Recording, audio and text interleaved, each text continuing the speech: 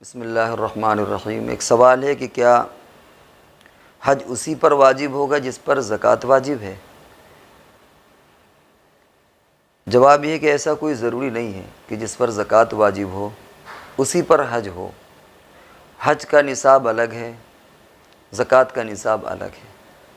ज़कात आम तौर से ज़कात के लिए जो निसाब है वो करेंसी हो, सोना चांदी हो या तिजारत वाला माल, ऐसा माल जिससे इंसान बिजनेस करता है, जिसको हम इस्तिलाह में माल नामी कहते हैं, और फिर उस पर बाकायदा साल गुज़र जाए तो ज़कात वाजिब होती है।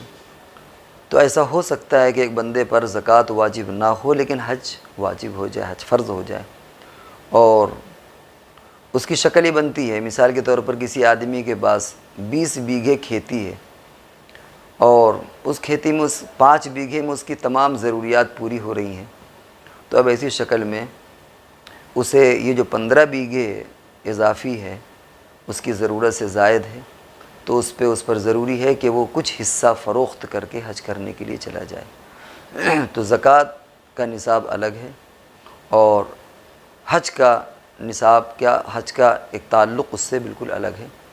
इसी तरीक़े से ऐसा भी होता है किसी आदमी ने किसी को पैसे दे दिए वक्त पर और उसको मालदार बना दिया, तो यह कोई ज़रूरी नहीं है कि हज उसी पर है जिस पर ज़कात वाजिब है।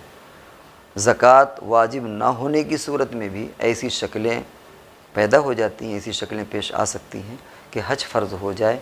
और ज़मीन के मिसाल से एक मिसाल वाज़े की गई कि ज़मीन वाली शक्ल में जो 20 बीघे वाली मिसाल दी गई है उसमें हज तो उसमें ज़कात तो वाजिब नहीं है लेकिन हज फ़र्ज़ हो जाएगा।